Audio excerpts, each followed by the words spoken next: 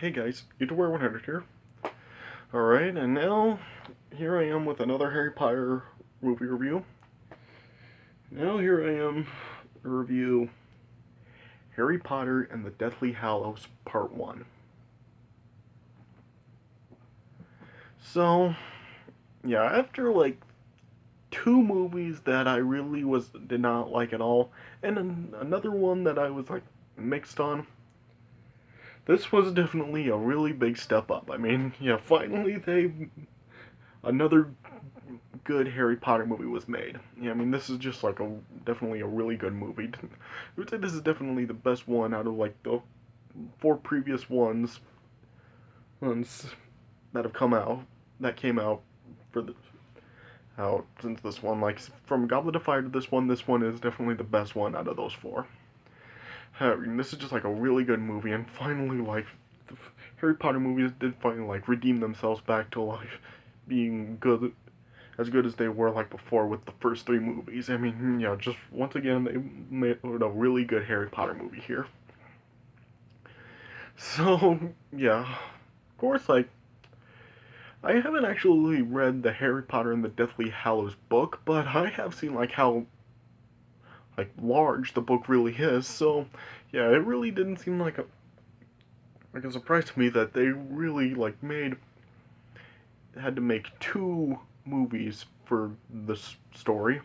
Because yeah, I mean, just yeah, it kind of like reminds me of the original Star Wars trilogy. Like when George Lucas like wrote the whole story for Star Wars, or like he knew that it was like way too big to make into a movie, and so he made it into like three movies. And that was like the case here. Like the book, it was just like way too big to just do one movie for. So yeah, they broke it up into two movies. I mean, can you imagine like how long this movie would have been if like they did have the entire story in just one film? I mean, it probably would have been like maybe at least 4 hours, probably even longer. So yeah, but once again, yeah, this is a real good movie right here. Yeah, I mean, yeah, of course, like as it was said at the end of the last movie, like Harry, Ron, Hermione are not in Hogwarts in this movie. They're out of the school and they're out to try to find the rest of the Horcruxes. Horcruxes, sorry. Yeah, and just throughout this movie, they're on a quest throughout like like the yeah, they're just basically searching throughout like the or the entire place in London or wherever. Like yeah, they're just searching various places. I'll say that to try to find the Horcruxes. Yeah, and really, there's not really like that much in this movie that is like that important here. I mean, this is basically just like setting up to like what the big stuff that would come in part two. But yeah, for what they do it pretty good. Yeah, I mean, there's not really like the recurring actors in this movie aside from Harry, Ron, Hermione really don't have that big of roles. I mean, the movie is really mostly set on Harry, Ron, and Hermione. Like they're the ones with the biggest roles here. Like everybody else, like they do have appearances, but they don't like have that big appearances. Like there are a lot of recurring characters still. There's like Bellatrix, there's Hagrid, there's Malfoy, Voldemort, or there's Snape, Peter Pettigrew, Lupin, and Umbridge. So yeah, there are a lot of recurring characters here, but they don't have really like that big of roles. Well, it's like a lot of this movie's really like Harry, Ron, and Hermione out on their own. And they do come across like some newer characters in this also. Like we do see another one of Ron's it's a family member's Bill. I think that's like his brother.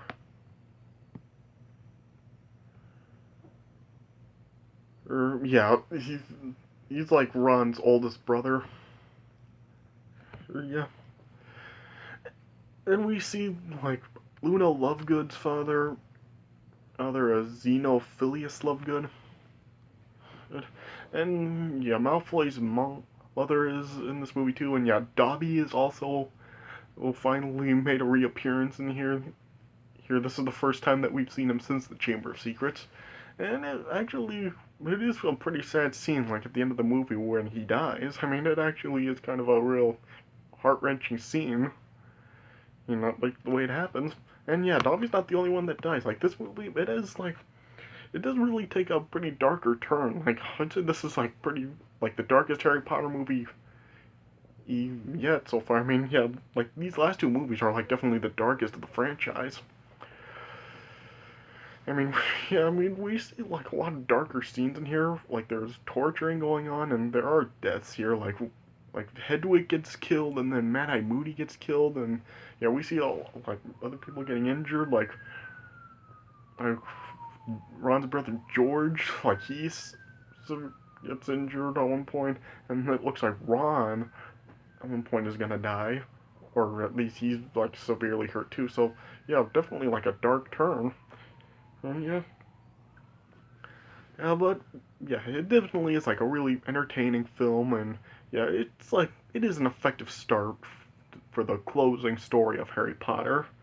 Yeah, I'd say it is definitely like a good first half of the story. So yeah, I'd probably give this film 3.5 stars out of 4. I mean, it is definitely a really entertaining film, and definitely like finally a redeem after like the previous three films. So let me just get right into it. So the movie opens up with just like the new Minister of Magic, Rufus Grimgear. Yeah, I'm not sure if I'm saying that right, but he's just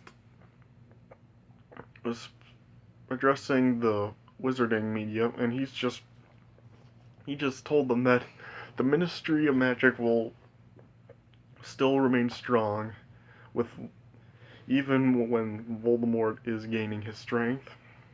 And then Ron, Hermione, and Harry are then just preparing to set out on their journey to find in Voldemort's Horcruxes and destroying them.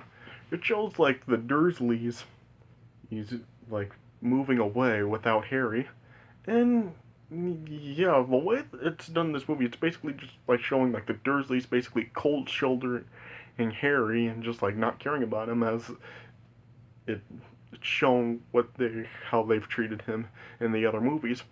But there's actually like a deleted scene for this film where it kind of shows like Aunt Petunia and Dudley did kind of seem to have some feeling for Harry, and it really like doesn't make the Dursleys really seem like they're as cold-hearted as they were letting on to Harry before. Yeah, I'll put that scene in the description if you want to see it. Just yeah, like Dudley does kind of like he does have like kind of like bigger feelings for Harry than he let on before, and even like Aunt Petunia did kind of seem to really have more feelings for her sister, which was Harry's mother, than she let on before too. So really, like that scene really makes like the Dursleys not really seem as bad as it was let on before. But so yeah, you can check out that scene if you want with the Dursleys leaving. But anyway, and also Hermione also wipes her parents' memories of her.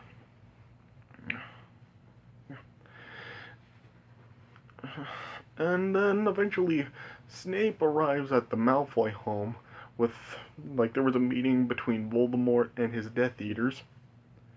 And Snape informed Voldemort about Harry leaving the the Dursleys. And then yeah, Voldemort was saying that he can't actually use his own wand to kill Harry, since like Voldemort's wand and Harry's wand are twins, as it was like said in the first movie with Mr. Ollivander. Yeah, and so he can't kill Harry with his wand due to that, and so then Voldemort then ended up taking Lucius's wand, and he decided to use that to try to kill Harry. And then, like, Ron, Hermione, Hagrid, and members of the Order of the Phoenix all gathered at Harry's home, and then they all just grouped up to try to get Harry to safety away from the Death Eaters. And so then, like, Ron, Hermione, Fred, George, and a couple other members of the Order of the Phoenix then and drank the polyjuice potion to transform into Harry.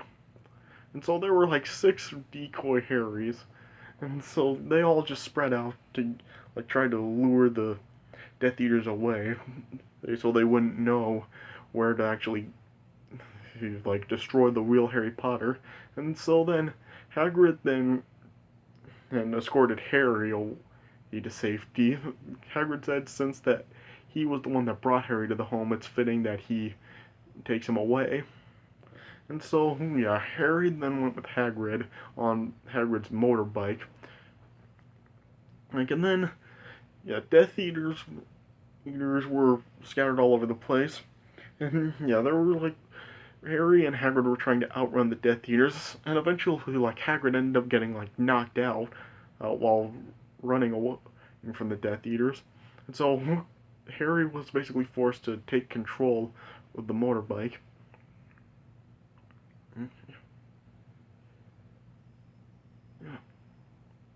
And like as Harry was trying to fend off Death Eaters, also at one point, like Hedwig was trying to fend the Death Eaters off too, and apparently, and like then Hedwig just like shielded Harry as a death curse was being charmed at him, and then the death curse then just hit Hedwig and it killed her, and Hedwig just fell down, and just like tumbled down to the ground. And apparently, like, Mad Eye Moody was also killed by the Death Eaters. And Harry eventually arrived at the Weasley burrow. You know, and it showed then, like, George also got severely injured. He was, like, bleeding from the side of his head. And, yeah.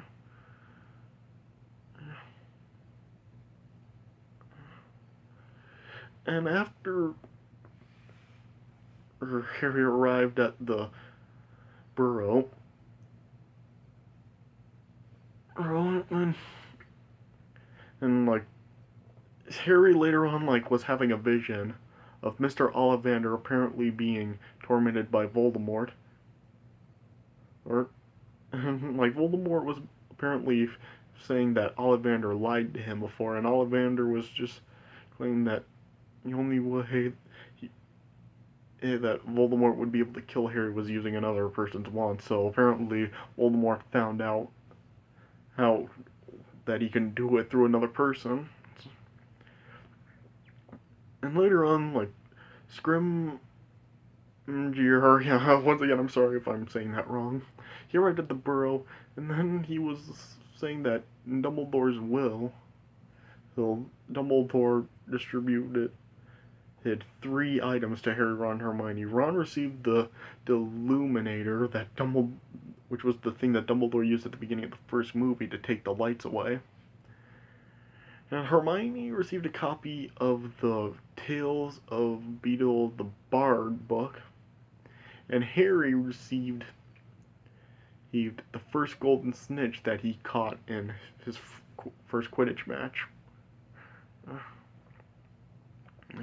And Scrimgeour also revealed that Harry was also to receive the sword of Godric Gryffindor, but he also said that the sword wasn't Dumbledore's to pass on, and it's also missing. Then, later on, Scrimgeour was apparently assassinated by the Death Eaters, and then he was replaced with Pius Thickness, which was just like a puppet of the Death Eaters.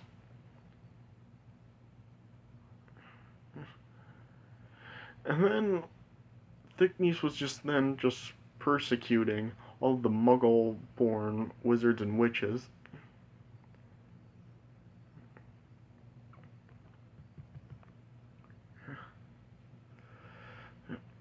And later on, after like an attack on the wedding for Bill Weasley and Fleur Delacour, yeah, she also made a reappearance in this film. Yeah, Harry, Ron, and Hermione then just separated to London, and then they just used the number 12 Grimmauld place as their safety. And then they discovered that the RIB that they discovered on the fake Horcrux locket from the previous film actually stood for Regulus Arcturus Black, who was actually Sirius's younger brother. And then the Black's house elf creature then just told the Harry, Ron, Hermione that the real locket was actually stolen by Mundungus Fletcher. And then Harry, Ron, Hermione just had Creature just find Fletcher and bring him to them. And so that's what he did. Creature then brought Fletcher along with the help of Dobby. And then Fletcher then revealed that the locket was actually now in the possession of Dolores Umbridge. So yeah, she also makes a reappearance here. And then Harry, Ron, Hermione just used the Polyjuice potion to just disguise themselves as Ministry of Magic employees. Yeah. And then they eventually did infiltrate the Ministry. And as Umbridge was trying to interrogate a Muggle-born witch, then she just made a threat toward the witch, and then Harry just was enraged by it. And then Harry just told old Umbridge that one mustn't tell lies. And then Harry used the Stupefy spell on Umbridge and stunned her. And then Hermione was able to retrieve the locket. Good. And then they were being chased by the Dementors, and then they were able to escape into the wilderness. But at the same time, they accidentally revealed the Grumble Place location to another Death Eater, Yaxley. And they realized that they really weren't able to destroy the Horcrux.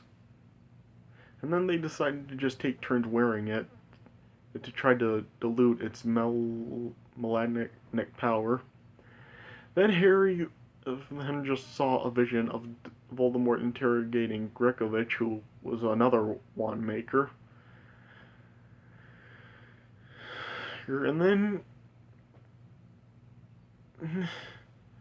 he was saying that there was a teenage boy had stolen the legendary Elder Wand from the shop. And as Ron is wearing the locket, he apparently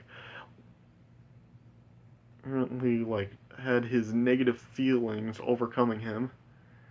And then apparently Ron got into a fight with Harry about a bunch of negativity, and then Ron just ended up leaving. And Hermione wasn't happy about it, and so then Harry and Hermione were just on their own.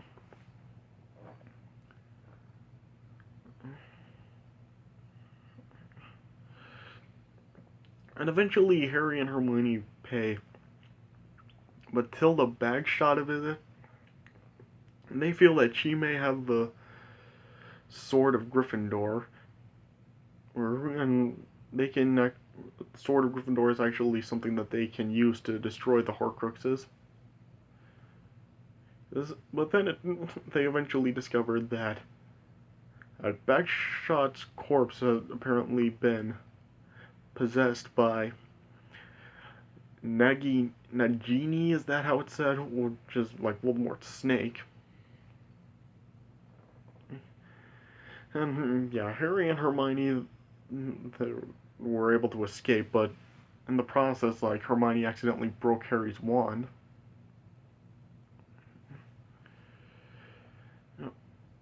And then Hermione was able to identify the thief that was seen in Harry's vision, and she discovered that the thief was Gellert Grindelwald.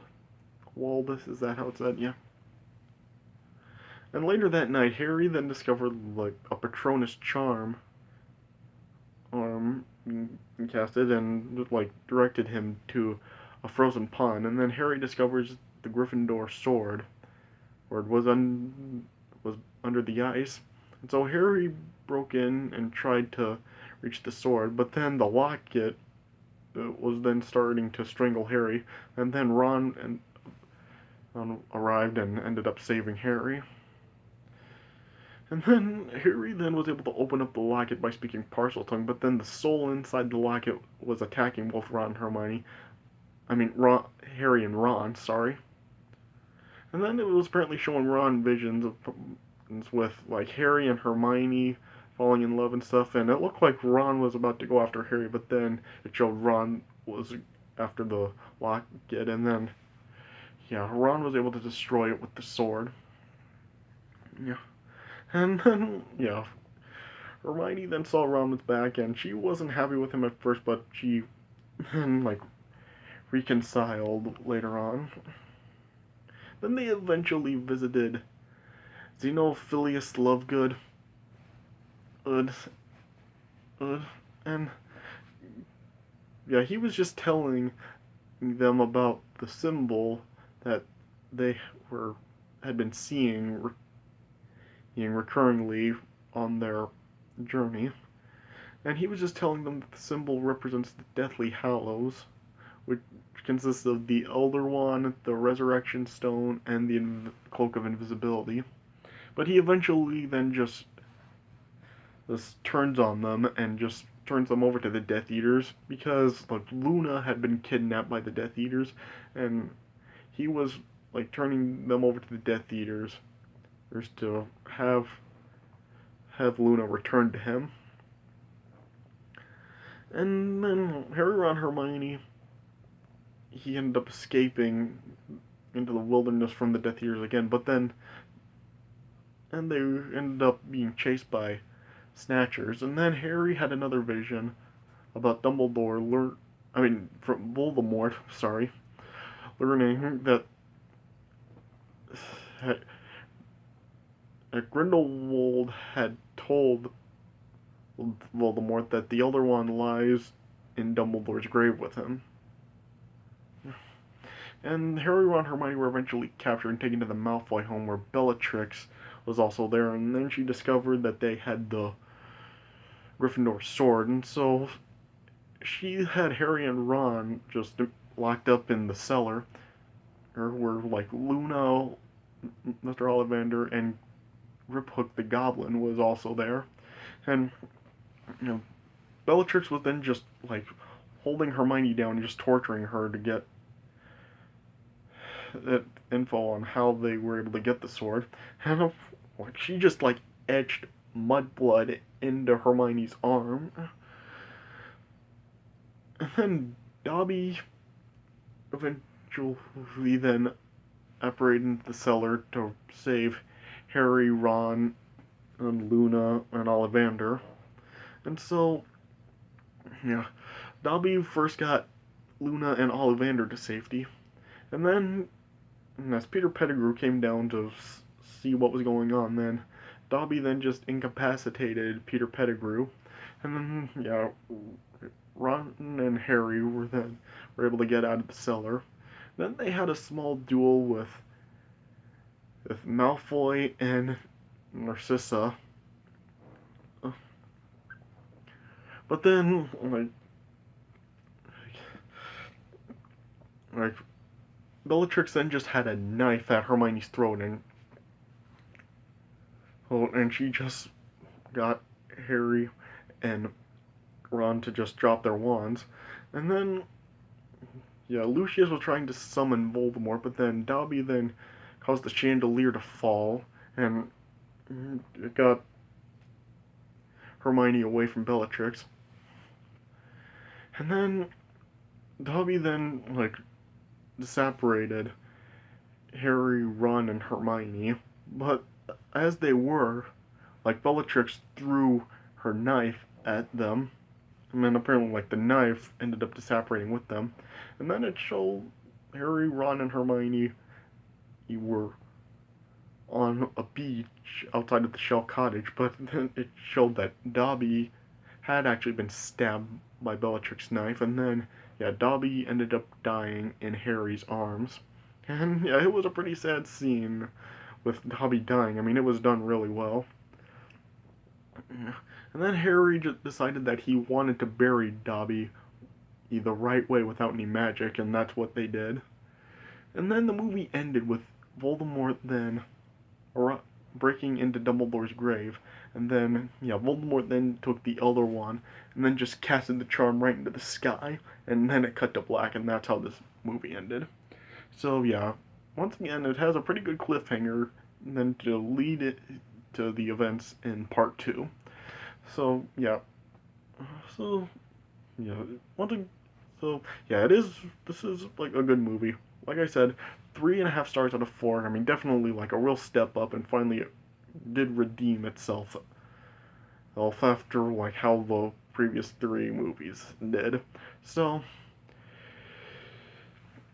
yeah, alright, so, this is it for my review of Harry Potter and the Deathly Hallows Part 1. I hope you guys enjoyed this review, and so, yes, and stay tuned tomorrow where I'll be finishing off these Harry Potter movie reviews with my review of Deathly Hallows Part 2. So stay tuned tomorrow for me to finish these up with that. Alright, I hope you guys enjoyed my review of Harry Potter and the Deathly Hallows Part 1. So, yeah, thanks for watching, and I'll see you guys later.